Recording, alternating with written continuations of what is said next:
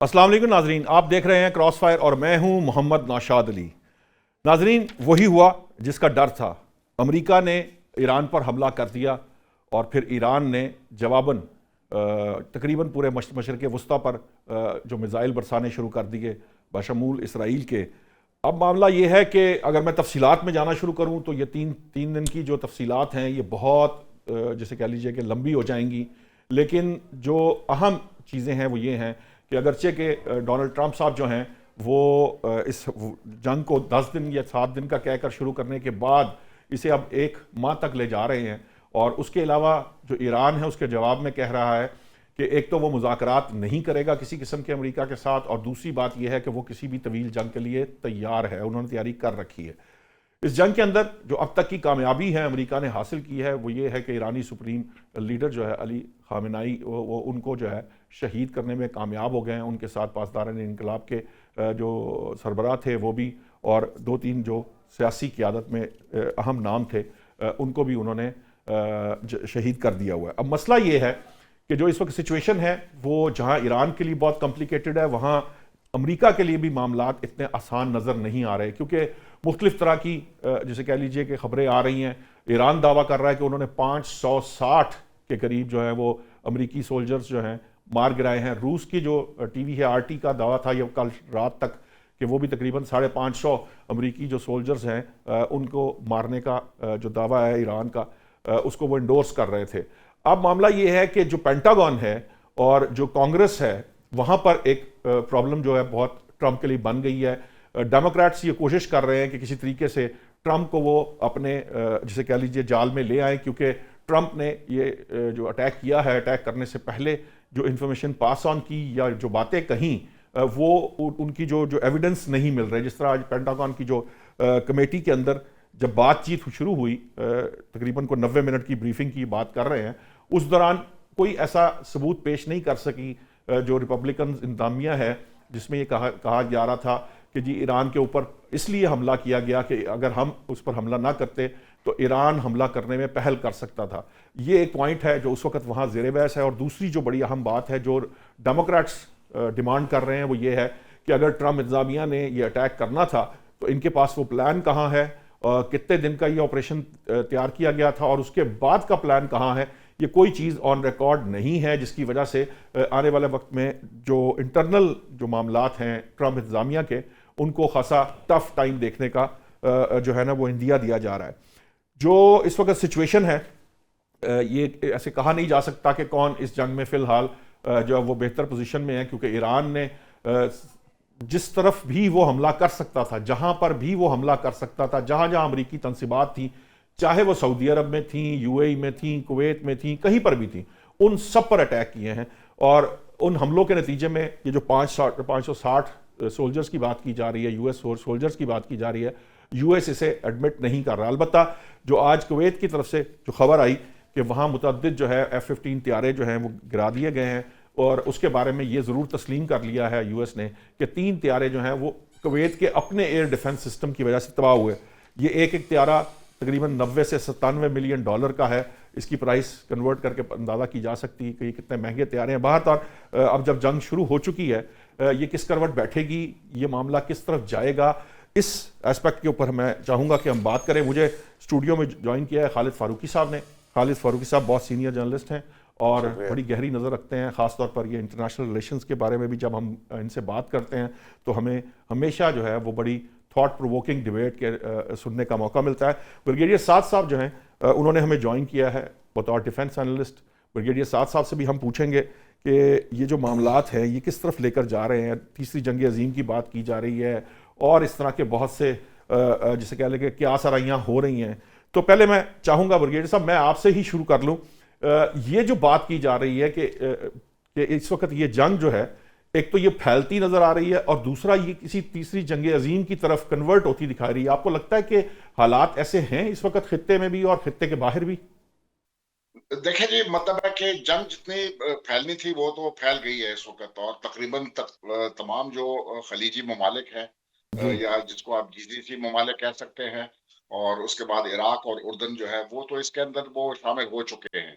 कम से कम ईरान की तरफ से तो उनकी तरफ जंग जो है वो डिक्लेयर कर दी गई है, उनके ऊपर हमले किए गए हैं, जी। क्योंकि वहां पर अमेरिकी बेसिस थे और ईरान के पास एक जवाब था कि जिधर से अमेरिका ने अगर उसके ऊपर हमला किया तो अमेरिकन बेस जिधर भी होगा उसके ऊपर हमला जाएगा। तो ये अभी फिलहाल तो इधर तक महदूद रहेगी। दूसरी बात यह है कि आप रूस की बात कर रहे थे, रूस मेरे ख्याल में यूक्रेन में फंसा हुआ है, वो मुदाखलत बराह रास्त नहीं करेगा, ना चीन को भी बराह रास्त करेगा, लेकिन वो हिमायत जरूर करेंगे ईरान की। जंग जो भी मुल्क होता है वो खुद अपने बलबूते पे लड़ता है, दूसरे ममालिक को बीच में शामिल करना जो है आजकल के वक्तों में ये मुझे ऐसे मुश्किल नजर आ रहा है। लेकिन जितने भी ये जंग है इस वक्त वो इतनी खतरनाक सूरत हाल है ये पूरे खत्ते में कि उसके जो कॉन्सिक्वेंसेस हैं वो बहुत ही अगर ये जंग इस तरह जारी रहेगी तो उसके कॉन्सिक्वेंसेस बड़े खतरनाक हो सकते हैं। क्योंकि इन्होंने जब सोवियत यूनियन का कमजोर हो गया 1990 में, उधर से ये जो अमेरिकन और इसराइली गठजोड़ है उसने एक फैसला किया हुआ था कि जितने भी रेजीम्स हैं जो इसराइल के खिलाफ हैं उनको बतदरीज खत्म किया जाए। और आप देख रहे हैं कि इराक के ऊपर हमला आया, उसका उन्होंने क्या हाल कर दिया। उसके बाद जो है लिबिया पे चले गए, वहां पर उसका मुल्क का क्या हाल किया। एक खुशहाल मुल्क था, इराक एक खुशहाल मुल्क था, सीरिया जो है मुस्तहकम मुल्क था, उसको कितना। और ये सारे वो फ्रेगमेंट हो गए हैं, एक बल्कनाइजेशन हो गई है बीच में, मुख्तलिफ जो है ऑटोनमस रीजन्स बीच में बन गए हैं, जो अमन के लिए भी खतरा है और अपने जो उनके हमसाय ममालिक हैं उनके लिए भी खतरा बनते जा रहे हैं। ईरान बड़ा मुल्क है और उसकी मुजाहिमत जो है वो भी मजबूत किस्म की मुजाहिमत हमने देखी है। तो ईरान इतना आसान नहीं होगा। इन्होंने फैसला तो किया हुआ है, लेकिन चूंकि अभी हम अनप्रिडिक्टेबल जोन में चले गए हैं। लड़ाई स्टार्ट करना तो आसान है, लेकिन जब एक दफा लड़ाई स्टार्ट हो जाती है फिर उसके कॉन्सिक्वेंसेज जो है वो बहुत अनप्रिडिक्टेबल होते हैं। कोई आप अंदाजा नहीं कर सकते कि ये कब तक चलेगी, कब तक रहेगी। जी। ईरान के लिए बहुत मुश्किल सूरत हाल है और ऊपर से पाकिस्तान के लिए जो है एक बहुत संगीन सूरत हाल मैं बनती जा मैं रही बघेल है, साहब, मैं क्योंकि पाकिस्तान के ईरान रेफरेंस हमारा में भी एक हमसाया मैं मुल्क आऊंगा। है। और अगर उधर जैसे ये कह रहे हैं रेजीम चेंज की बात कर रहे हैं, तो रेजीम चेंज आपने जिधर भी देखा है उस मुल्क के जो अंदरूनी इस्तेहकाम है उसके ऊपर बहुत बड़ा असर होता है। और हमारे बॉर्डर के ऊपर उनका सूबा है ईरान से, बलूचिस्तान, सीस्तान जी। बलूचिस्तान प्रोविंस है। अगर वहां पर ऑटोनमस रीजन एक बन गया तो वो हमारे लिए बहुत मसाइल पैदा कर सकता है, बहुत पेचीदगियां जो है वो पैदा कर सकता है। बलूचिस्तान में हमारे वैसे भी हालात जो है वो थोड़े से कशीदा है, सूरत हाल उधर ठीक नहीं है। तो ये अमेरिका ने तो ये जंग स्टार्ट की है। अभी इसके इस वक्त तो कहना बहुत मुश्किल है कि कब तक चलेगी, क्योंकि ट्रंप साहब ने तो खुद कहा है कि ये तकरीबन 4 हफ्ते चलेगी। जी। तो 4 हफ्ते के बाद क्या सूरत हाल होती है, ट्रुप्स ऑन ग्राउंड डालेंगे कि नहीं डालेंगे, क्योंकि ऑन ग्राउंड अगर ट्रुप्स नहीं डालते रेजीम चेंज कैसे होगा। सिर्फ हवाई जो है हमलों से और मिसाइल हमलों से तो रेजीम चेंज नहीं होता। अफगानिस्तान में भी अगर आपने देखा तो उस वक्त जो है ठीक। अमेरिकन स्पेशल फोर्सेस और ठीक। ब्रिटिश स्पेशल फोर्सेस जो है वो अफगानिस्तान में आए, तब जाके काबुल के ऊपर कब्जा हुआ और एक नई रेजीम जो है वहाँ पर ठीक। आई। ठीक है बघेल साहब, और मैं उसको मैं मुल्क को इकट्ठा रखने के लिए फिर आईएसएफ एक फोर्स बनी ताकि मुल्क जो है वो मजीद हिस्सों में तकसीम ठीक है। ठीक है ना बघेल हो। साहब, आपका पॉइंट आ गया। मैं चाहूंगा कि मैं जरा खालिद फारूकी साहब को भी डिबेट में शामिल कर लूं। फारूकी साहब, ये कॉन्सिक्वेंसेस की बात कर रहे हैं, पाकिस्तान के मामलात की तरफ हम बात करेंगे, लेकिन मुझे पहले बताइए कि ये जो जो अचानक सिर्फ 1 या 2 दिन की जंग के बाद ट्रंप साहब का हफ्ते से 4 हफ्ते पर चले जाना है जंग को लेकर, ये क्या शो कर रहा है? और दूसरा, जो ट्रंप के इंटरनल जो वहां पर जो इस वक्त सिचुएशन बनी हुई है, जो डेमोक्रेट्स जो जिस किस्म का प्रेशर डालने की कोशिश कर रहे हैं, अगरचे वो इस वक्त एट हैंड्स तो वो इस पोजीशन में नहीं है कि वो ट्रंप को रोक सके, अनटिल अनलेस के रिपब्लिकन्स कुछ उनके साथ आ मिलें वो, लेकिन समहाउ वो उनकी इसके ऊपर आर्ग्यूमेंट शुरू हो चुका है। क्या आपको लगता है कि वहां से भी कोई प्रेशर जो है वो इस तरह का आ सकता है जिससे ट्रंप को स्टेप बैक करना पड़े? देखिए नौशाद साहब, पहली बात तो यह है कि ये जंग नहीं, ये हमला और जारहियत है। मैं आपकी बात कर आमिर खाकवानी साहब हैं, सीनियर जर्नलिस्ट हैं, उन्होंने भी हमें ज्वाइन कर लिया।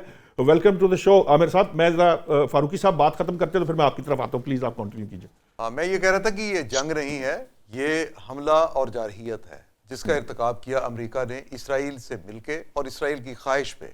जी। और ये ऐसा हमला है और ऐसी जारहियत है जिसमें अमेरिकी अवाम भी अपनी हुकूमत के साथ नहीं है। आप देखें कि सिर्फ 25% अमेरिकन वो हैं जिन्होंने ईरान पर हमले की हिमायत की है, जी। बाकी इससे उनका लेना देना नहीं है। अब जैसे ही हालात तब्दील होते हैं, हो सकता है कि ये हिमायत और भी कम हो जाए। बाकी जिस तरह से जो वाक़यात इस वक्त हमारे सामने हो रहे हैं, उसमें इल्ज़ाम ईरान को मेरे ख्याल के मुताबिक कि वो उसने कुछ मुल्कों पे हमला किया है, उसकी हिकमत अमली में कहीं कोई नाकामी हो सकती, कोई खामी हो सकती है। लेकिन ये अनाउंस कर दिया था उसने पहले। देखिए ना, ये पहले से वो कह रहा था। ईरान आखिर क्या करे? अगर वो जो वहां पे उसके मुखालिफ फ्रीक के जो अड्डे हैं, अगर उनको वो टारगेट नहीं करेगा तो वो क्या करेगा? सो ईरान ने वो काम किया है। अब ये जो आप समझे ना कि जो अंदाजे हैं, जो ट्रंप ने जिस अंदाजे के साथ ये हमला शुरू किया, जैसे आपने अभी कहा कि 7 दिन की बात की थी, वो उनका तो ये ख्याल था कि 2-3 दिन के अंदर, बल्कि इससे पहले ट्रंप का ये ख्याल था कि जितना वो वेपन वहां ले गए हैं, जितने वो अपने जहाज उन्होंने पहुंचा दिए हैं, जितने मिसाइल पहुंचा दिए हैं, इसके बाद ईरान जो है वो जंग या मुकाबला करने के लिए आएगा ही नहीं। सो ट्रंप ने ये भी अपनी फ्रस्ट्रेशन दिखाई कि ईरानी जो है वो हमसे डर क्यों नहीं रहे। हमने सारा कुछ मीडिया में देखा, स्टेटमेंट में आया था। अच्छा, अब सारी चीजें अगर ये अंदाजे से मुख्तलिफ हो गई, तो अभी जैसे मैंने आज जो उसकी प्रेस कॉन्फ्रेंस है अमेरिकी वजीर दिफा की, तो उसने तो बड़ी वार्निंग दी है। उसने कहा कि जी अमेरिका जो है कोई भी ऑप्शन इस्तेमाल कर सकता है। अच्छा, कोई भी ऑप्शन का मतलब अब हर कोई अपने अपने तरीके से लेगा।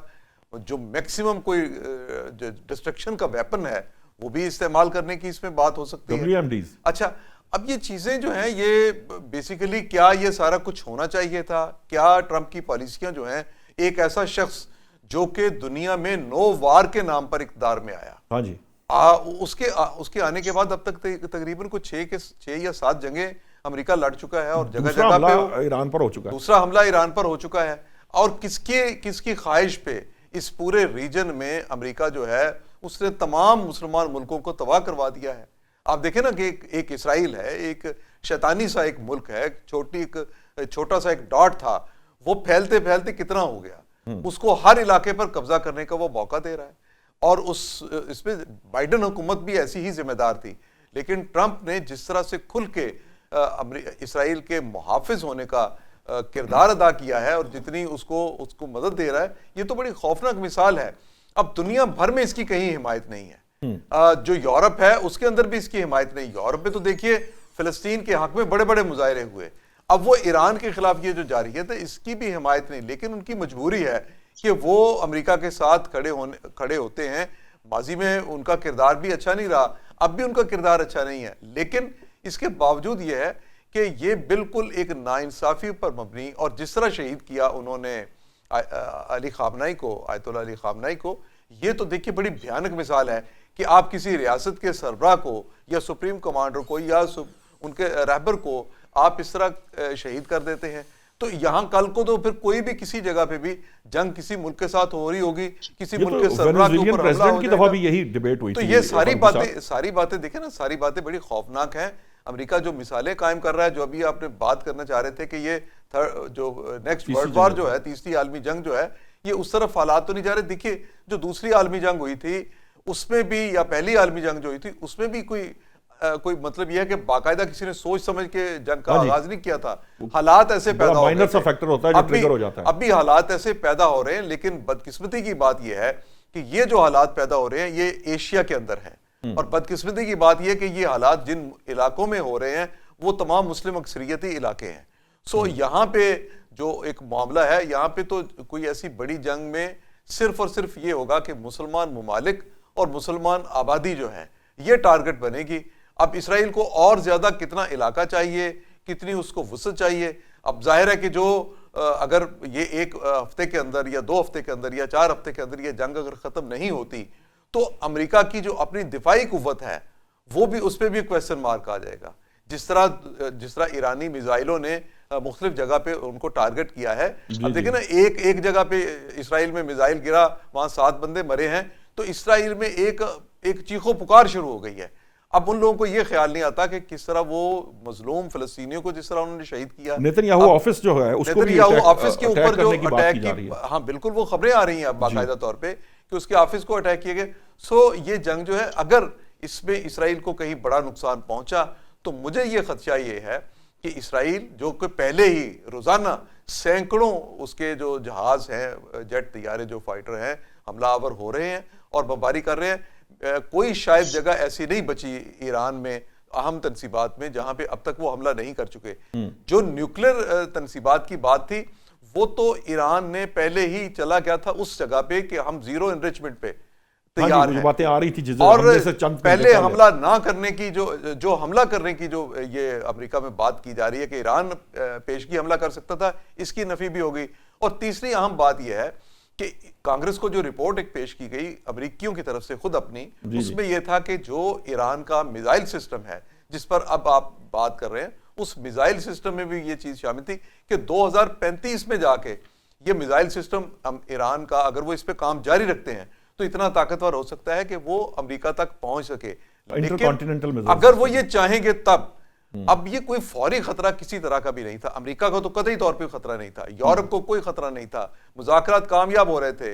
अली खामनाई जो शहीद हैं वो भी इसीलिए अपने ऑफिस में वो आए, इसलिए कि उनको पता था कि मुज़ाकरात कामयाब हो गए हैं। उनको धोखे में एक तरह के वैसे भी, लेकिन वो कहा गया है, वो जो इंडिया में उनके जो एक है स्पोक्समैन, उन्होंने कहा है कि वो उनको जब कहा गया कि आप बंकर में चले जाएं तो उन्होंने कहा जी मैं बंकर में नहीं जाना चाहता, मैं इसी तरह। जाहिर है कि वो अपनी कौम के सामने एक जरूरतमंद शख्स के तौर पे ही उन्होंने सामने आना था ना। हाँ जी। तो ये ठीक है, मैं इसको हिकमत अमली कामयाब तो नहीं कहूंगा, वो बचाना चाहिए था। और जो कमांडर जितने भी हैं, पासदारान के हैं, ईरानी फौज के हैं, उनको भी ऐसे मौके पर दुश्मन से बचना चाहिए। लेकिन उनको ये बहादुरी अलग से चीज है, लेकिन जंग में अपने कमांडर को बचाना और खुद को बचा के रखना अपने मुल्क को बचाने के मुतरादिफ ही होता है। ठीक है। और लेकिन उससे एक एडवांटेज बहुत ज्यादा ये भी तो है ना कि आप जिस तरह से वहां पर उनकी जो एक पोर्ट्रे हुआ है, उससे कौम भी और जो रजीम चेंज वाली बात है ना, देखिए जो रजीम चेंज वाली बात है वो इस वक्त तो कतई तौर पे कहीं कोई नजर नहीं आ रही। मैं जा रहा था। देखिए आमिर खाकवानी साहब, चूंकि आपका एरिया ऑफ इंटरेस्ट भी शायद इसी तरह का डेवलप होता है, तो मैं सवाल आपसे ये करना चाह रहा हूं कि ये जो बात की जा रही है सिर्फ एक सुप्रीम कमांडर को मार देने, या जिस तरह हमने देखा था फौजी क़यादत पहले भी जो अमेरिका ने ख़त्म की थी, वो नई क़यादत वहाँ आ गई, कोई फ़र्क नहीं पड़ा। ये जो 3 रुकनी रैबर काउंसिल बन गई है और वो फैसले करेगी, आपको लगता है कि जो निज़ाम है, क्या अमेरिका जो इस वक्त वहाँ जो निज़ाम कायम है ईरान का, उसको ख़त्म कर सकती है? क्या वो उसको रूट आउट कर सकते हैं? क्योंकि उसको रूट आउट किए बगैर तो किसी एक शख्स के चले जाने से, या किसी एक डिपार्टमेंट के, या किसी एक हेड के जाने से, या सुप्रीम कमांडर के जाने से कोई फर्क नहीं पड़ेगा। एक नया सुप्रीम कमांडर आ जाएगा, जिस तरह जो पासदारान इनकलाब के नए चीफ आ जाएंगे, कोई उनके डिप्टी चीफ आ जाएंगे और वो रिप्लेस होती रहेंगी। आपको लगता है कि अमेरिका ये कर सकता है कि वो निज़ाम को तब्दील कर दे ईरान के?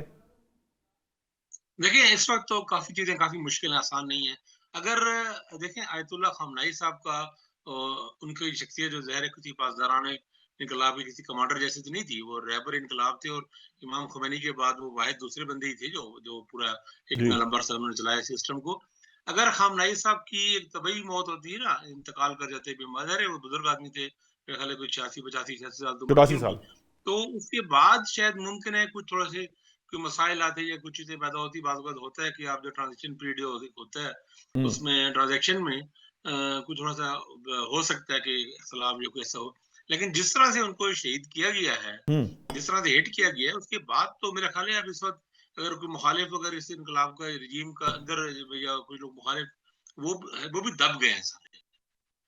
एक सिंपैथी की और एक हमदर्दी की और एक शोक की एक ऐसी कैफियत है आ रहा है, तो लोग उसी का वोट ही कर डालेंगे। तो लाखों लोग आप देख रहे हैं 2 दिनों से सड़कों पर हैं और एक शो की पूरी कैफियत है। और यहाँ पे जरा देखिए ना, ईरान के जो ईरानियों की तो एक एफिलिएशन समझ आती है ना, उनकी जो डायरेक्ट उनके एक इतने लंबी अरसे से उनकी एक एफिलिएशन थी खामनाई साहब के साथ। पाकिस्तान में यहाँ लोगों को, शिया और अहले सुन्नत दोनों में इतना शदीद लोगों को एक धचका लगा है और गम और शौक की कैफियत है। तो वहां पे तो यानी मैंने यहाँ देखा है पाकिस्तान में सोशल मीडिया पे भी बहुत से लोग जो ईरान पे नाकिद थे कई वालों से, वो भी चुप हो गए हैं और उनको भी अफसोस हुआ है और उन्होंने इनकी ताज़ी पोस्ट नहीं की और लिखा है तो मेरा तो ख्याल है इसका तो कोई चांस, बज़ाहिर तो कोई चांस मुझे करीब करीब तक नजर नहीं आ रहा रिजीम चेंज का फौरी तौर पे चांस, जिस तरह अभी सब लोगों ने कहा, फारूकी साहब ने सब बातें की, उन सब से मुझे पूरा इत्तेफाक है। ये अलबत्ता मुझे है पता नहीं अब आप उस पर अभी बात करना चाह रहे हैं या नहीं, कि ईरान ने जो ये जो हमले शुरू किए हैं अरब मुल्कों में, खलीजी मुल्कों में, खासतौर पे सऊदी अरब पे, और उसमें सिर्फ अमरीकी अड्डों पे नहीं, वो आरामको पे अगर हमला है, या ऑयल रिफाइनरी किसी और शहर में भी, अभी आप लोगों का यहाँ टिकर जो चल रहा है जी किसी हुआ, तो वो एक बहुत ही खतरनाक मूव है और गलत मूव है, और उससे ईरान बिल्कुल आइसोलेट हो जाएगा, और हाँ हाँ सही पाकिस्तान है। जैसे मुल्कों के लिए बहुत मुश्किल पैदा हो जाएगी कि अभी हमारे लिए, क्योंकि आप सऊदी अरब देखे देखे ना, आप एक अमरीकी अड्डे पे हमला करते हैं, चलो वो, लेकिन ज़ाहिर है वो भी उनके लिए, मुल्कों के लिए मुश्किल है, लेकिन आप जब आयल की तनसीबात पे हमला करते हैं, फिर तो एक सुसाइडल मूव है ना ये, फिर हाँ वो जी जवाबी तौर पे ईरान की आयल रिफाइनरीज पर हमले हो जाएंगे, तो फिर ईरान के पास क्या बचेगा। तो वो मेरा ख्याल है ये कि एक नुकसान जो कि बहुत हुआ है, गुस्सा भी है, फ्रस्ट्रेशन भी है, एक रिवेंज है, एक वो इंतकाम लेने की बजाय वो एक बंदा भी है उनका, वो सब चीजें अपनी जगह है, लेकिन इस वक्त उम्मीद करनी चाहिए अब वो एक नया एक आ गया सिस्टम सामने, आ गया कौंसिल जो चलाएगी मामला, मेरा ख्याल है कुछ अक्लमंदाना फैसले करे। बहरहाल ईरान ने जो इस बार जो मिसाइल फेंके हैं, हम तो समझ रहे थे कि यानी कोई, बहुत से लोगों को अंदाजा था कि वो जो 12 रोजा जंग थी उसमें उनके मिसाइल का जरिए बहुत बड़ा इस्तेमाल हो गया था, लेकिन अब तो उन्होंने हाइपरसोनिक मिसाइल भी इस्तेमाल कर रहे हैं, और कई और नए नए किस्म के मिसाइलों का भी उन्होंने ऐलान किया। आज में खैबर शिकन मिसाइल भी, वो भी काफी बड़ा हैवी मिसाइल है, तो वो और काफी हिट हो रहे हैं, इम्पैक्ट आ रहा हाँ है जी काफी तेल अवीव में और मुख्तलिफ जगहों पे इसराइल में, वो बहुत इफेक्टिव साबित हो रहे हैं। और इवन उनके जो इब्राहिम जो उनका वो बेड़े पे बहरी भी, बेड़ा उनके इब्राहिम जहाजों लिंकन पे भी, अमेरिकन पे भी बढ़ रहे हैं, तो अमेरिका ईरानी रिजिस्ट तो गैर मामूली कर रहे हैं। मेरा ठीक ख्याल है कि इस तरह की रेजिस्टेंस की मिसाल तो कोई नहीं मिलती है, आपके पीछे कोई मुल्क खड़ा भी नहीं हुआ, कोई सुपर पावर कहीं से नहीं है, और इतने बड़े पैमाने पे आप पे बारूद बरसाया जा रहा है, और आपका मेन लीडर आपको चला गया है, आपके कमांडर चले गए हैं, कई जनरल चले गए हैं, देखा ना, बहुत बड़ी तादाद में, क्योंकि वो एक, मैं समझता हूँ उस दिन से गलती हुई, भूल हुई, और इन्होंने ईरानी ने अपना प्रोटोकॉल भी तोड़ा। इतनी बड़ी तादाद में लोगों को एक जगह इकट्ठे नहीं होना चाहिए था, तो हाँ जी सिक्योरिटी प्रोटोकॉल के भी खिलाफ थे, लेकिन बहरहाल इतना बड़े नुकसान के बाद जिस तरह वो अभी तक डट के और दलेरी से खड़े, वो तो बहुत ही एक जबरदस्त चीजें हैं और बहुत सीखने वाली चीजें हैं।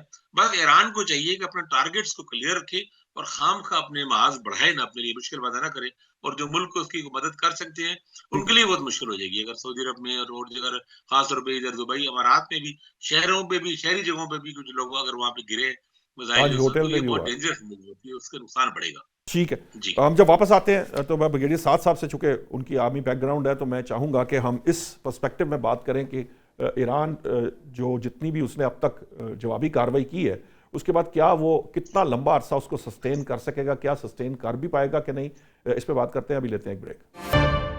वेलकम बैक नाजरीन। ब्रेक पर जाने से पहले हम बात कर रहे थे कि मैं सवाल मैं करना चाह रहा था ब्रिगेडियर साद साहब, ये बताइए कि इन हालात में जब ये ख्याल किया जा रहा था कि वो बम्बारमेंट कर रहा है, अपने तमाम मिसाइल इस्तेमाल कर रहा है, खैबर शिकन भी उसने इस्तेमाल कर लिया है, अब ये कितनी देर तक आपके अंदाजे से, क्योंकि आप समझ सकते हैं क्योंकि आर्मी की जो होती है किस तरह से कितने परसेंट के साथ आप चलते हैं जब आपने लंबी जंग की बात करनी हो, तो आपको लगता है कि क्या वो अपने रिजर्वायर्स जो है, जो जो उसकी रिजर्व है, जितना भी उसके पास मौजूद है एम्यूनेशन का, वो उसका एक लार्ज पोर्शन इस्तेमाल कर रहा है अपनी धाक बिठाने के लिए, या वो मोहतात तरीके से इस जंग को लड़ेगा और तवील जंग लड़ सकता है। ख़ास तौर पर ये जो अभी खकवानी साहब ने एक जो रेफरेंस दिया है, ये बड़ा इंपॉर्टेंट है कि आपको अपने टारगेट्स को बड़ा ध्यान से चुनना होगा। आप अगर आरामको पे करेंगे या आप ऑयल रिफाइनरीज पे अटैक शुरू कर देंगे, तो आप इससे मईशत को थोड़ा सा डिस्टर्ब तो ज़रूर करेंगे, आलमी मईशत को, लेकिन आप अपने लिए उस लेवल का महाज खोल लेंगे कि फिर सऊदी अरब भी इस जंग के अंदर बराह रास्त शामिल हो जाएगा और दीगर ममालिक भी शामिल हो सकते हैं।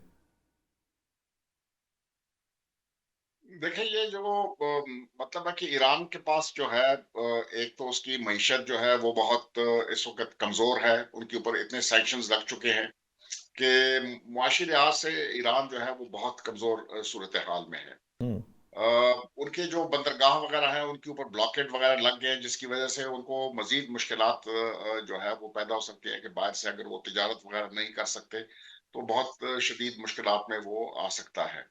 हम्म ईरान के पास इतने रिसोर्सेज नहीं है। देखें ये मिसाइल जो है ना कि इनकी एक खास तादाद होती है।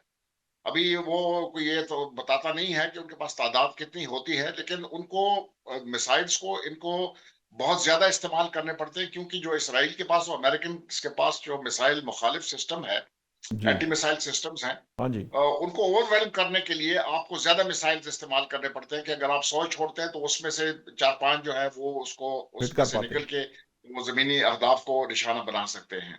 लेकिन अगर आप थोड़ी तादाद में मिसाइल छोड़ेंगे तो वो इंटरसेप्ट हो जाएंगे और उनका कोई फायदा नहीं होगा। हम्म, मुझे नहीं लगता कि ईरान जो है ना ये इस मिसाइल वॉर को 3-4 हफ्ते के बाद इनकी जो रिसोर्सेज हैं वो खत्म होने पे आ जाएंगी।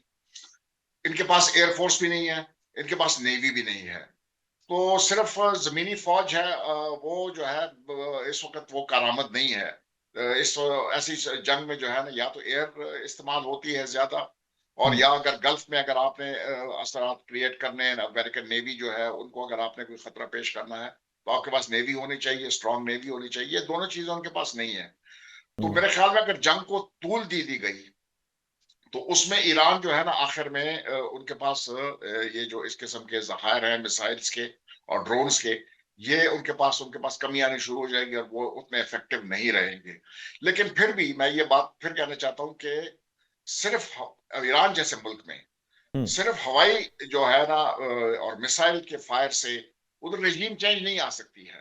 ठीक है क्योंकि ईरान में अगर हम ये उनकी जो रेजीम है मौजूदा इस वक्त एक खासी तादाद ईरान की जो आबादी की है वो उसकी हिमायत करती है। जी जी तो ये इस तरह नहीं होगा कि एकदम जैसे मतलब है कि एक लोग उठेंगे अगर हुकूमत कमजोर हो गई और वो जाके हुकूमत पे वो कब्जा कर लेंगे। तो इतनी तादाद में तो इतने लोग हैं नहीं कि वो जाके कब्जा कर लें और दूसरे जो उनके हिमायती हैं वो आगे मुजाहिमत करेंगे, इनको नहीं चलने देंगे। तो ग्राउंड के ऊपर ट्रूप्स डालने पड़ेंगे, चाहे हम्म, थोड़े अरसे के लिए डालने पड़े, कोई स्पेशल फोर्सेस डालना पड़े, ताकि वो दारुल खिलाफे के ऊपर कब्जा करके और उसमें रेजीम चेंज को एक ले आए। लेकिन मुझे वो जो है क्या कहते हैं इसको उसके क्या असरात होंगे, कौन आएगा, इस वक्त मुझे कोई लीडरशिप नजर नहीं आती है कि कौन उसको जो है ना वहां पर जमीन पे कौन हुकूमत संभालेगा। अभी ठीक वो शहनशाह ईरान जो है वो उनके जो बेटे हैं उनको आगे किया जा रहा है और जी ट्रंप रजा साहब से शाह उनकी पहलवी मुलाकात वगैरह भी हुई है। रजा पहलवी आया वो उनकी इतनी हमायत है ईरान में कि वो हम्म, वहां पर कोई एक खातिर ख्वाह या मजबूत हुकूमत बना सके, ईरान को फ्रेगमेंटेशन से बचा सके, बाल्कनाइजेशन ना हो ईरान की, उसको उससे बचा सके। हम्म, तो अभी आगे इसके ऊपर इस वक्त जो है वो तबसरा करना बहुत मुश्किल है। लेकिन ईरान जो है वो मेरे ख्याल में 3-4 हफ्ते की जंग के बाद उनके पास शदीद कमी होनी शुरू हो जाएगी। ठीक फारूकी साहब ये जो एक एस्पेक्ट है कि हो सकता है लॉन्ग जो तवील जंग है वो ईरान के लिए अपने लिए मुश्किलात पैदा करे ग्राउंड ट्रूप्स की बात की जा रही है अब आपको लगता है कि यूएस के अंदर इसकी कोई शायद ग्राउंड ट्रूप्स यानी ट्रूप्स ग्राउंड पे उतारने की कोई इजाज़त या परमिशन मिल सकती है या अमरीकी वाक़तन इस लेवल तक जाएंगे या इसराइल को इस्तेमाल कर सकते हैं वो इस मकसद के लिए कि वो किसी तरीके से ग्राउंड ट्रूप जो है उनके ट्रूप्स हैं वो ग्राउंड पर उतर जाएं और वो वहाँ का सिस्टम संभालें।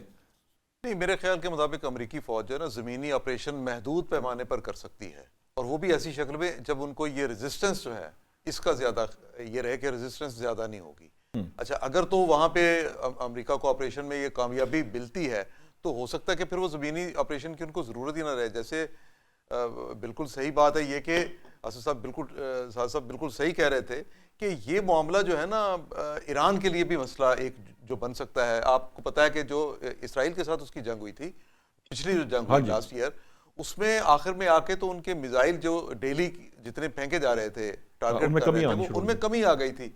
अच्छा, लेकिन इसके साथ साथ दूसरी बात भी है कि जो दिफाई निज़ाम है इसराइल का, वो कितनी कैपेसिटी रखता है इसराइल ईरान के मिसाइल जो है उनके मुकाबले में इसमें। और फिर जो इवन जो तैयारा बरदार जहाज हैं जो उनके अमेरिका के, उनकी भी अपनी दिफाई कैपेसिटी है ना, कि उनका जो जैसे वहां पे ये मिसाइल शिकन हाँ जी, 4 बैलिस्टिक मिसाइल के वो, हाँ, वो कितनी देर तक उसको बातें ऐसी भी आई हैं कि अब्राहम लिंकन ने भी अपनी जगह चेंज की है। अगर ये 1 महीने तक बात चली जाती है तो मुझे ये खदशा ये है कि अमेरिका की जो हिस्ट्री है वो ये है कि जब उनको कहीं शिकस्त होने लगती है तो वो अपना खौफनाक तरीन वेपन जो है उसको भी इस्तेमाल करते हैं। तो ईरान के अंदर डिस्ट्रक्शन जो है वो इस वक्त भी हम होती देख रहे हैं, इस वक्त हो रही है बहुत ज्यादा, जो इतनी रिपोर्ट नहीं शायद हो रही। हाँ। इसी तरह से अगर अगले 8 दिन 7 दिन 6 दिन ये और हफ्ता या इससे ज्यादा अरसा जारी रहता है, इसमें फिर मुझे ये और खतरा है कि ये डिस्ट्रक्शन बहुत ज्यादा बढ़ जाएगी।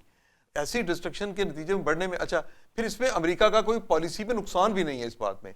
इसलिए कि वो पूरा एक मेस क्रिएट करना चाहता है इस पूरे रीजन में। अब देखिए ना, टारगेट अमेरिका का सिर्फ कोई ईरान नहीं है कि आपने ईरान के अंदर जी उनके क्या रजीम चेंज करके क्या कर लेना, उन्होंने इसराइल को सेव करना है, ये तो एक मकसद हो गया। दूसरा उनका मामला जो है वो एक आलमी जंग है, आलमी इक़्तिसादी जंग है। उस आलमी इक़्तिसादी जंग में चाइना उसका टारगेट है। चाइना जिस जगह पे जाना चाहता था, चाइना के जो ये रूट्स है, ये जिसको हम सी पैक अपना कह लें या वन बेल्ट वन रोड जिसको कह लें, तो ये सी पैक उसका हिस्सा था। तो ये कहाँ पे किस किस इलाके में जाने थे? हमें पता है कि जो शुरू में ये जो वन बेल्ट वन रोड का जो उनका एक था रूट था, ये हैफा तक जाता था। तो हैफा तो बाद में फिर बंदरगाह ये अमेरिका को ले दी, इंडिया को ले दी अमेरिका ने। तो ये सारे इलाके में एक ऐसी सूरत हाल जहां से चीन की जो सप्लाई लाइन है ऑयल की, इसको डिस्टर्ब करना, ये भी एक बड़ा मकसद है। अच्छा, कितने अरसे तक या हैफा तक भी, चाबहार भी, बिल्कुल चाबहार तो यहाँ से बिगनिंग एक थी ना, तो इंडिया के पास थी।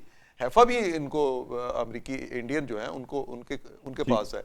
अच्छा, दूसरी बात ये है कि अब ये सारा जो जितना अगर डिस्ट्रक्शन और भी होती है और अरब रीजन में होती है, तो उसके नतीजे में छोटी छोटी अरब स्टेट्स हैं और कमज़ोर हो जाएंगी। जब और कमज़ोर होंगी तो इसराइल के और करीब चली जाएंगी या उसके और ज़्यादा खौफ में चली जाएंगी। अब अरब स्टेट्स के ऊपर दो तरह के खौफ थे, एक इसराइल का और दूसरा ईरान की तरफ से। तो वो तो बेचारे इस हालत में रहे। अब उनके हम बड़ी आसानी से एक बात तो कह देते हैं कि ये अरब ममालिक जो हैं ये अमेरिकी एजेंट बने हुए हैं या अमेरिका की हर बात मानते हैं। मारूजी हालात क्या हैं, उन मारूजी हालात को देखने की जरूरत है। एक टाइम पे ईरान जो था ये भी अमेरिका के इतना ही करीब था, और कल को ईरान जो है कल दोबारा भी अमेरिका के करीब हो सकता है। मारूजी हालात का तकाजा ये था कि यहाँ पे इन अरब मुल्कों को उस फियर से निकाला जाता। अभी ये जो सऊदी अरब का और ईरान का एक मुआहदा हुआ था 1-2 महीने पहले, जितने मुज़ाकरात भी हुए, जो मुआहदा भी हुआ, उसमें सारा उस फियर को कम करने की कोशिश की गई। अच्छा, अब वाशिंगटन पोस्ट की एक स्टोरी है कि इसराइल और सऊदी अरब ने प्रेशराइज किया। आज सऊदी अरब ने इसकी तरदीद भी की है। सो इस तरदीद को ईरान को चाहिए कि इस तरदीद को समझे और एक मैसेज के तौर पे ले, और इसमें जो जितने भी इस रीजन के मुस्लिम ममालिक हैं इनके साथ कोऑपरेशन में रहे। किसी चीज को टारगेट करना, किसी अड्डे को टारगेट करना एक अलग बात है, लेकिन उनकी सिविलियन आबादी या उनके वो जो तनसीबात जो उनकी मईशत की रीढ़ की हड्डी है, उसको अगर निशाना बनाएगा तो ये मुश्किल आएगी। यहाँ पे ईरान को अपनी जो हिकमत अमली ठीक करनी चाहिए। पर मैं इस बात से इत्तफाक करता हूँ कि अगर ज्यादा अरसा ईरान रेजिस्टेंस करता है और जो दिखा रहा है, दिखानी चाहिए, जो गासिब कुव्वत है उनको शिकस्त होनी चाहिए। हर इंसान की ख्वाहिश ये होती है, और बिलखुसूस इसराइल के मामले में हम कहीं कोई भी नरमी नहीं दिखा सकते, क्योंकि इसराइल का माजी का रवैया ऐसा, अब भी ऐसा रवैया है। लेकिन साथ ही साथ ये है कि इसमें ईरान को अपना भी रास्ता है कि निकालना है। उन्होंने पहले भी इन वाक़या से पहले भी रास्ता निकाला ना, कि वो जीरो एनरिचमेंट पे चले गए कि हम ये मानते हैं। अब भी वो अपना ये रास्ता निकाले और इस मामले को, इस फसाद को, इसको खत्म कराने की कोशिश करें। ये जो पर्सपेक्टिव है यहाँ पर, एक इंपॉर्टेंट पर्सपेक्टिव ये भी है कि चीन के साथ साथ हमारे यहाँ ये कॉमन सी बात की जाती है कि ऐसा नहीं है कि मामला सऊदी अरब तक या ईरान तक रुक जाएगा।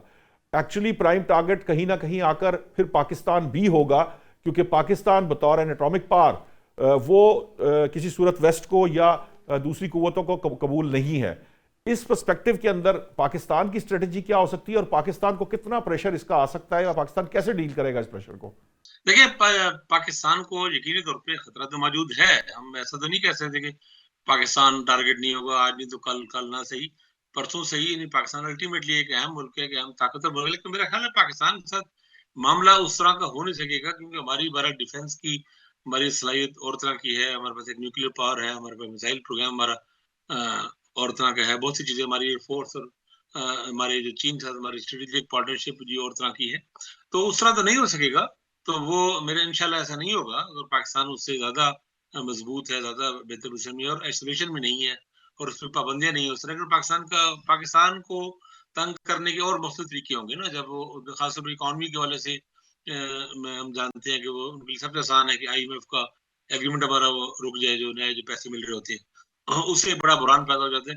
और इसके अलावा आपने देखा, मतलब मैं तो वाशिंगटन पोस्ट की स्टोरी का भी जिक्र हुआ है, उन्होंने सऊदी अरब ने तरदीद की, लेकिन वो लेट की। कल पूरा दिन मैं देखता रहा, मतलब मैं तो इसको नहीं समझ पाया कि इसको ये स्टोरी इसकी नीयत क्या है, मकसद क्या है।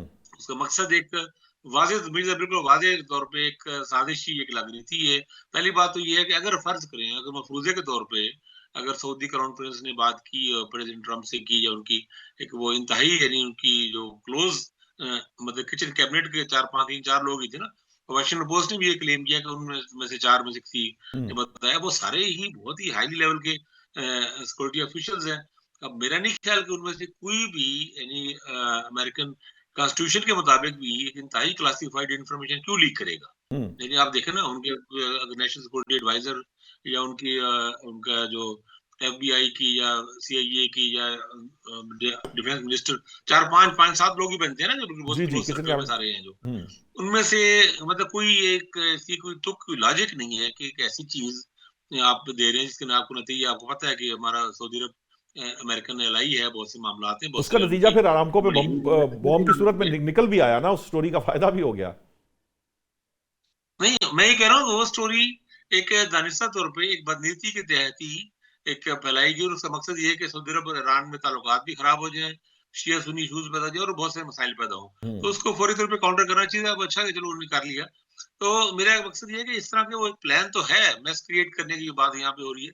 वो ठीक बात है कि बहुत सी जगहों के मसाइल और चीजें पैदा हो रही है। मेरा ख्याल है पाकिस्तान को हमें अपने ऊपर भी एतमाद करना चाहिए, और हमें जरा ज़ाहिर है हमारे जो मनसूबा साज हैं, हमारे जो प्लान करने वाले हमारे जो मस्करी क़यादत है, वो भी सब चीज़ों को देख ही रही होगी।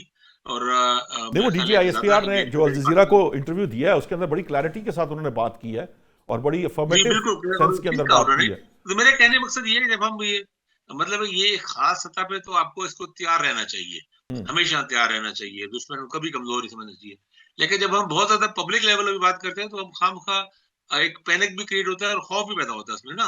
मतलब जी उसके बजाय हमें ज़्यादा कॉन्फिडेंस, ज़्यादा मज़बूत बात करनी चाहिए। और मुझे बात बड़ी पसंद आई, बड़ा फ़िक्रा है, ये कई जगहों पे कोट भी किया जाता है मुख्तलिफ जगहों पे, कि खुदा ना ख़ास्ता अगर पाकिस्तान में कुछ हुआ तो वो फिर आधी दुनिया को लेके डूबेगा। तो ये, और पाकिस्तान के पास इतनी कैपेसिटी मौजूद है, और ये एक इतनी डेंजरस बात है कि वो किसी के लिए समझ भी आनी आसान नहीं चाहिए। है। हाँ जी। सही बात है। मेरा ख्याल है संजन को जी, जिनके लिए की तो गई है हमें उनको समझ भी कॉन्फिडेंस इसकी सबको आएगी। समझ, अपने सबको समझ है। कॉन्फिडेंस हमें अपने मसाइल हल करने चाहिए। हमें ये जो मोहलत, असल में ये थोड़ा टाइम भी होता है, आपको मिला होता है, ये टाइम है, उसमें हमें अपने इंटरनल इश्यूज को हल करना चाहिए। मेरा ख्याल है अफगानिस्तान में तो बहुत अच्छा इन्होंने कर दिया है।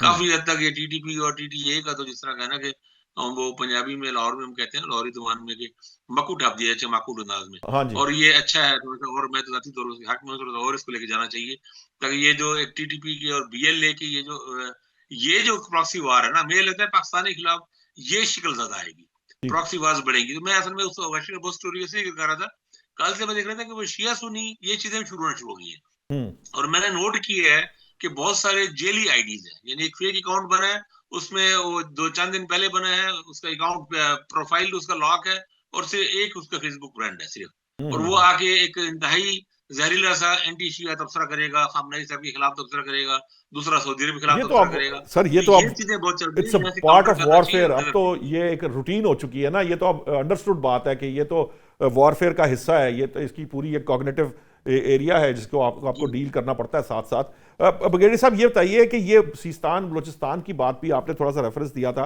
आमिर साहब समझ रहे हैं कि बलूचिस्तान में हमने काफ़ी बेहतर काम किया है, थोड़ा कंट्रोल भी हासिल किया है, लेकिन ये जो हमारे इंटरनल इश्यूज हैं ये किस हद तक इम्पैक्ट करते हैं उस सिस्टम को जो कि एक्चुअली आर्म्ड फोर्सेस अपने लेवल पे चला रही होती हैं? क्योंकि डिफेंस बहरहाल चूंकि उनका एरिया है, और डिफेंस में हमने देखा भी है, अब तो उसमें किसी को डाउट भी नहीं होना चाहिए, हमने अपने से 6 गुना बड़ी ताकत को भी शिकस्त दी, और उसके अंदर हमने सिर्फ फायर पावर के सिर पे शिकस्त नहीं दी। मैं समझता हूं कि उसके अंदर जो आपकी प्लानिंग और स्ट्रेटेजिक प्लानिंग है, या जो आपका लेवल ऑफ प्रोफेशनलिज्म है, शायद उसने इंडिया को हम उसके जरिए शिकस्त देकर आए हैं। तो उस सतह के ऊपर ये कितना इम्पैक्ट करता है जो आपका इंटरनल सिस्टम है, जब ये बहुत ज्यादा सपोर्टिव ना हो, या आपस में इनकी जिस तरह की हमारे यहाँ यानी आप सियासी अदम इस्तेहकाम कह लीजिए, अगर ये चल रहा हो तो ये कितना इम्पैक्ट करता है उनको? जी, इसका मतलब है कि वॉर जो है वो सिर्फ फौज नहीं लड़ती, मुसल्लह फौज नहीं लड़ते, पूरा स्टेट लड़ता है। और स्टेट के अंदर जो है जो अगर बेइत्तेफाकी होगी, उसके अंदर डिसेंट होंगे, तो वो उतना वो जो रियासत है वो उतनी कमजोर हो जाती है। हम्म। और हमारी एक ये कमजोरी रही है, मतलब है कि अगर पाकिस्तान को बाहर से कोई direct military threat as such उधर से नहीं है, वेस्ट एशिया की तरफ से या अमेरिका की तरफ से नहीं है, हम्म। हमें अब ज्यादातर जो है ना हमारे इक़्तिसाद को वो हिट करते हैं, या हमारे जो इंटरनल जो यहाँ पर इंसर्जेंसी दो चल रही हैं, बलूचिस्तान में है और पख्तूनख्वा में है, इससे वो इस्तेफादा करते हैं। लेकिन इस पे भी मेरे ख्याल में पाकिस्तान की मुसल्लह फौज जो है वो इसके ऊपर काम कर रही है।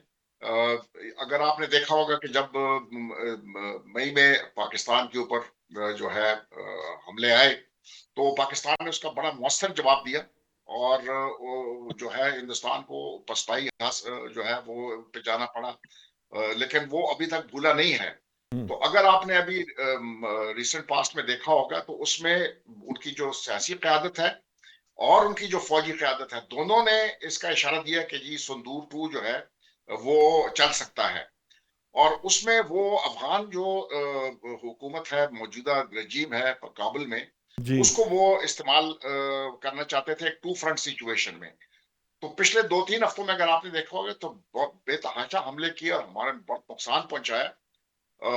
तो वो अगर और ऊपर से सिंदूर 2 की बातें हो रही थी, तो पाकिस्तान को एक नट क्रैकर की सिचुएशन में 2 फ्रंट वॉर की तरफ वो मेरे ख्याल में लेके जा रहे थे। तो वो हमारे मेरे ख्याल में मौजूदा जो क़यादत है उन्होंने इसके ऊपर गौर फौज किया होगा और उन्होंने जो इसका एक जो जो वेस्टर्न साइड है, हाँ वो जी। है इनका इस नट क्रैकर का, उसको उन्होंने डिग्रेड कर दिया है और हाँ वो जी। मजीद अभी तक चल रहा है। तो उस थ्रेट को आपने डिग्रेड करना है कि वो एक साइजेबल मिलिट्री थ्रेट ना बन सके हमारे वेस्टर्न बॉर्डर के ऊपर। ईस्टर्न बॉर्डर के साथ हम जो है वो डील कर लें, अगर वो सिंदूर दोबारा चलाना चाहते तो अपने शौक पूरा कर लें। लेकिन वेस्ट के ऊपर जो उनकी कैपेबिलिटी है अफगान जो रजीम है वहां पर, तो अगर हाँ आपने देखा होगा जो टारगेट हमने चुने हैं वो है फौजी तनसीबात हैं, हेडक्वार्टर्स हैं, हाँ जी, अभी लॉजिस्टिक्स तक हैं, वही उसी को ही अटैक किया इक्विपमेंट जा है, रहा है। उनको आपने डिग्रेड कर दिया और चल रहा है, ये अभी खत्म नहीं हुआ है। ठीक। तो और ये एक और पैगाम भी है अफगान जो रजीम है उनके लिए, ये भी पैगाम है कि अगर आप पाकिस्तान को जो है इस तरह नुकसान पहुंचाने की कोशिश करेंगे और ये पॉलिसी आप इख्तियार करेंगे, तो इस पॉलिसी को हम बहुत पेनफुल ठीक बनाएंगे। ठीक है। तो मेरे ख्याल में ठीक है, ये आपका 2 पॉइंट आ गया अहकाम है ब्रिगेड साहब। मेरे हमारे। पास टाइम बड़ा एक ये शॉर्ट कि है, मैं अगर चाहूंगा नट खालिद क्रैकर फारूकी साहब और सिचुएशन है, आमिर 2 खानी फ्रंट साहब वॉर से है, मैं उसमें से एक को नॉकआउट कर दें। एक एक और दूसरी एक एक बात मिनट ये रह है गया है। कि ब्रिगेड साहब, मैं इस चाहूंगा कि मैं पॉलिसी को पेनफुल कर कमेंट दें। ले लूं। फारूकी साहब, जो जब भारत की बात आई थी तो हमने देखा था कि यहाँ बड़ी सियासी अदम इस्तेहकाम ज़रूर मौजूद था, लेकिन कौम एकदम यकजान हो गई थी और माँ सिवाय चंद नाहंजार कह लीजिए या जी जी जो थोड़ा जो हमेशा से कम अकल कह लीजिए, जो वो कोई हमेशा से फर्क नहीं होते पड़ा, हैं। लेकिन वो बहुत आटे में नमक के बराबर थे।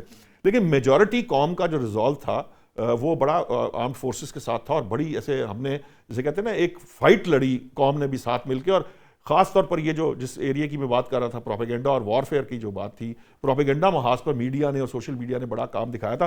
तो मुझे लगता है कि अगर खुदा ना खास्ता कुछ थ्रेट इस तरह का होगा तो पाकिस्तान की कौम जो है वो इतनी रिजिलियंट भी है, इतनी वाइब्रेंट भी है और इतनी इफेक्टिवली जो है काउंटर भी करती है। आपको लगता है कि ये हम किसी भी थ्रेट को फेस करने की पोजीशन में हैं? नहीं, मैं देखिए खाकवानी साहब ने बड़ी अच्छी बात की, मैं उससे इत्तेफाक करता हूँ कि हमें बेजा किस्म के खदशात जो है ना उनको अपने ऊपर मुसल्लत नहीं करना चाहिए। ये फियर की कैफियत पैदा करते हैं, कौम में जो डिप्रेशन पैदा करते हैं।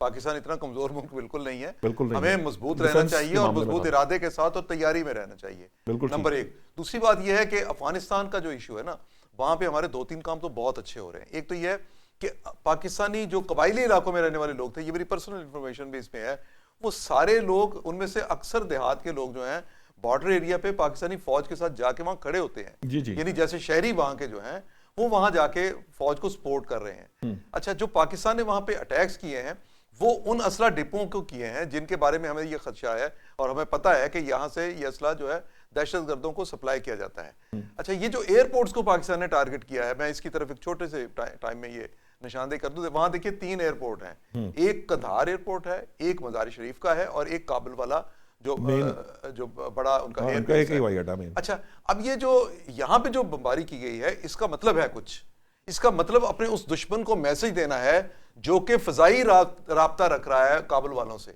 यानी दिल्ली और काबुल के दरमियान कैसे राब्ता कैसे हो सकता है? एक ही तरीका है ना कि वहां पे फजाई जो है रूट को इस्तेमाल किया जाए।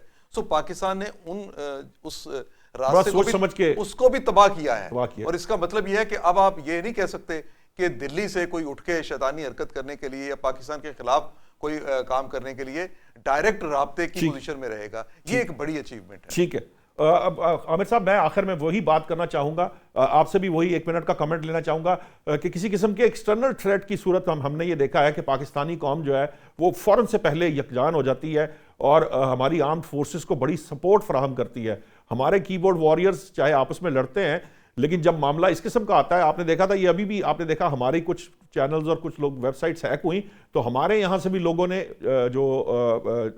इसराइल की और दीगर वेबसाइट्स जो है हैक करना शुरू कर दी थी। यानी हम टेक्नोलॉजी में भी पीछे नहीं और टेक्नोलॉजी में कम्पीट करना भी जानते हैं। ये हमने पाक भारत जंग के दौरान देखा। आपको लगता है कि ये जो एक जज्बा है ये हमें आगे भी देखने को मिलेगा? इंशाल्लाह जी, बिल्कुल जरूर मिलेगा। और वाकई बात थी कि अगर पाकिस्तान पे जैसे अटैक की बात होती है, मई की जो इंडिया पाक जंग थी उसमें भी वो पॉलिटिकल फोर्सेस भी जो मौजूदा हुकूमत के खिलाफ थे, वो भी सब लोग इकट्ठे हो गए और बहुत अच्छे से फाइट किया। और हमारे लोग टफ और मजबूत हैं, इसमें कोई शक नहीं। लेकिन मेरा ख्याल है कि ईरान का ये सब जो हो रहा है ना, बहरहाल एक वार्निंग तो बहुत सीरियस सी है हम सब लोगों के लिए, पाकिस्तान के लिए भी और दूसरे इस्लामी मुल्कों के लिए भी, इवन अरब दुनिया के लिए भी। कोई ये बहुत खुशगवार नहीं है चीजें। वहां भी एक फील तो हो रहा होगा कि ईरान अगर न्यूट्रलाइज हो जाता है, अगर खुदा ना खासा मुकम्मल तौर पे, तो फिर अल्टीमेटली और भी लोगों के नंबर लगेंगे मुल्कों के आगे। तो बहरहाल हमें उस मौके से फायदा उठाते हुए अपने अंदर पॉलिटिकल स्टेबिलिटी को भी बेहतर करना चाहिए। वहां पे ठीक। चीजों को जो रिजॉल्व हो सकती है उनको किए जाए, मामलात को एक बिल्कुल नॉर्मलाइज करने चाहिए। वहां पे जब पॉलिटिकल चीजें चल रही होती है तो बहरहाल उससे लोग फायदा उठाते हैं। ठीक। उससे ये जो खासतौर पे अभी अभी ये जो अफगानिस्तान वाला चला था, इसमें भी तो यहाँ पे पाकिस्तान में जो पख्तून नेशनलिस्ट वगैरह जो कुछ लोग उस तरह के, वो फिर सोशल मीडिया पे बहुत जहर उगलते हैं, बहुत चीजें करते हैं। तो वो आप उनको, जब हमारे पास ये टाइम है कि अभी उस टाइम में इन चीजों को ठीक करें, जहां तक बाकी ठीक। डिफेंस की बाकी चीजों पे इकोनॉमी बहुत फोकस करने की जरूरत है, वहां पे अपने जो कन्फ्लिक्ट, जो इंटरनल कन्फ्लिक्ट्स हैं, वो भी रिजॉल्व करने ठीक चाहिए, है। ठीक है। खासकर पॉलिटिकल हवालों से। ठीक है, तो आपका पॉइंट आ इंशाल्लाह गया। अल्लाह ने चाहा तो हम ज्यादा मजबूत और ज्यादा पुरएतमाद और ज्यादा भरपूर अंदाज में मुकाबला ठीक। करेंगे चीजों का। पाकिस्तान इंशाल्लाह बेहतर होगा, वक्त पाकिस्तान खत्म हो ईरान गया से है ज्यादा आमिर साहब, मुझे बहुत प्रोग्राम को बेहतर वाइंड अप करने का कहा जा रहा है। आपका बहुत बहुत शुक्रिया। खालिद फारूकी साहब आपका बहुत शुक्रिया, ब्रिगेडियर साद साहब का बहुत शुक्रिया। नाज़रीन, जो इंपॉर्टेंट बात है, अगरचे कि वैसे अभी गैर मुसद्दिका इतलात आ रही हैं कि इसराइली प्राइम मिनिस्टर नेतन्याहू जो हैं वो मारे जा चुके हैं, लेकिन ये कोई मुसद्दिका इतला नहीं है। बाहर तो हमारी डिबेट जो इस वक्त थी वो इससे रिलेटेड है कि हमें अपने आप को तैयार करने की ज़रूरत है और अपने आप को तैयार करने के लिए ये बहुत ज़रूरी है कि हमारे इंटरनल डिफरेंसेस ख़त्म किए जाएं और हम बिल्कुल ऐसे जैसे कहते हैं ना कि मुत्तहिद होकर उस ख़तरे की तरफ जो है ना, जो आने वाले वक्त के अंदर हमें दरपेश हो सकता है, उसके लिए तैयारी करें। चाहे वो डिफेंस के महाज पे हो, चाहे वो प्रोपेगेंडा के महाज पे हो, चाहे वो वॉरफेयर किसी भी तरह की हो, हमें पूरी कौम को मिलकर उसके खिलाफ जो है वो खड़ा होना होगा। उसकी तैयारी हमें आज से, अभी से शुरू कर देनी चाहिए। अब तक के लिए इतना ही नाज़रीन, कल नए मौज़ूआत के साथ हाजिर होंगे। अल्लाह निगहबान।